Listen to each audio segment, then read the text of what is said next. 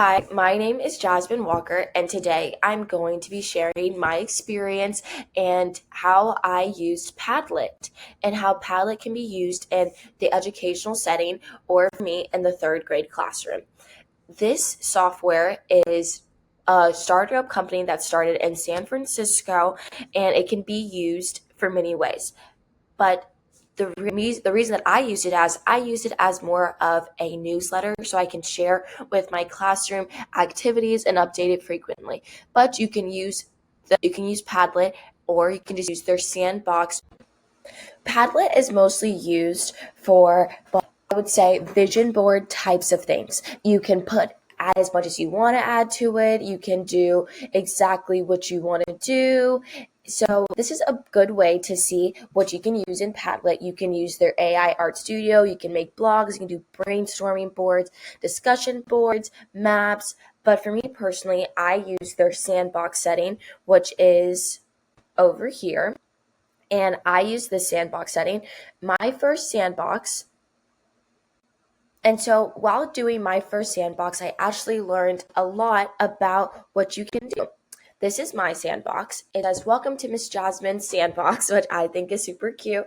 And I want to be able to share this with my students and their parents so that they're able to get a little bit of a weekly update. So it's not just like a boring newsletter being sent out on paper.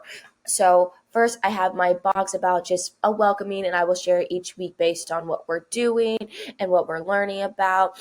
And then this one, I'm going to put a little bit of a fun riddle, and I'll try to do the riddle based off activities that we're learning in the classroom that week.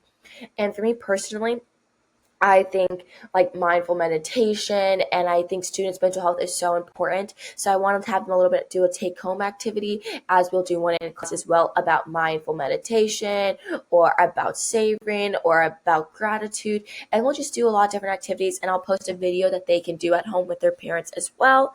And then in this box down below, the red one, you can actually show, like, it's this one that I'm talking about. You can move it around if you want to, but you can add videos. And so this is a video that I would put as a review if we were learning about the plant cycle. And then I know that parents love to see their children, so I would put one, like some pictures of us in the classroom here, and then I'll just add different things here. But I'm just so excited for this class, and I cannot wait to share more.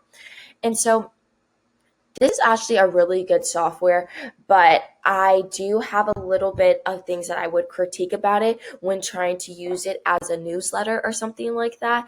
Is that over here you can see that they have these tools where you can circle things, which is pretty good, and they have pointer tools, which I think would be good if you were projecting the screen for a class. But as a newsletter, you don't have that many colors. You can add different YouTube videos, and that's how I added my YouTube videos. You can add random image searching, you can add music, which I think is really, really helpful. And you can even do your own screen recording and video recordings if you want to be able to hear your voice. But there's only so many like shapes you can do. And then you can add little note stickers like this, which are fun. You could do like this, see? And then you can even just delete them, which is really easy. But there's only the amount of colors that you can do for specific things, which I would have preferred more colors. But you can change your background through using this one, and you could do your wallpapers, and you can change your name, and it's just like a lot of fun. So I made my wallpaper this, and you could do a lot of things, but I wish that it was a little bit more creative and had a little bit more options. But that also could be because I'm using the free option, and I did not pay to what they say, level up, I guess. But I just wanted to share this. And I also believe that I learned so much while trying to find Padlet. And I also am using the streaming slash recording service Loom, which I learned a lot about. And it was really helpful. So thanks for learning with us today. Bye.